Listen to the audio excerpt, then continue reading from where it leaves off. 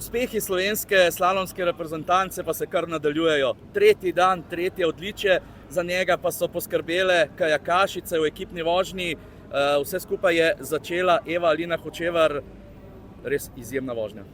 Ja, res je, vožnja je bila super, šlo je vse po planu, v bistvu tako kot včeraj v kanuju, tudi danes v kajaku je vožnja bila tekoča, taka, kakor smo si jo želeli, in zelo je bil dober občutek veslati, napadati. To je res tisto, za kar treniraš in potem lahko uživaš na tekmi.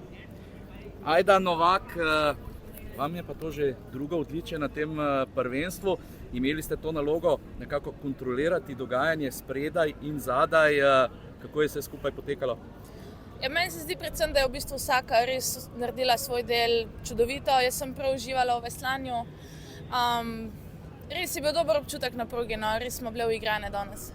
Kako je bilo na koncu, ko ste bile tretje, čakati še tiste zadnje reprezentance? Ja, takrat je že izgledalo, da verjetno ne bodo medalje prišle, da ne bomo prišli do medalje, ker so bile še dobra moštva na vrhu, ampak izgleda, da so imeli tudi ostali nekaj težav in pa da smo mi res dobro odpeljali. Kako je imeti dve odličji? Fino. Lea Novak, vi pa ste imeli v teh 19 vratih, bomo dejali, na tem prvenstvu ogromno težav. Danes se je vse poklopilo, čeprav je tudi tu bilo nekaj težav.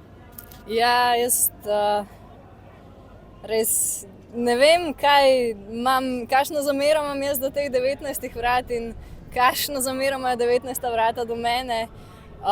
Res me je danes že zelo zaskrbelo, da sem spet nam izgubila moštveno medaljo, ampak na srečo se je tokrat obrnilo v našo korist in kljub temu spodrsljaju nam je uspelo.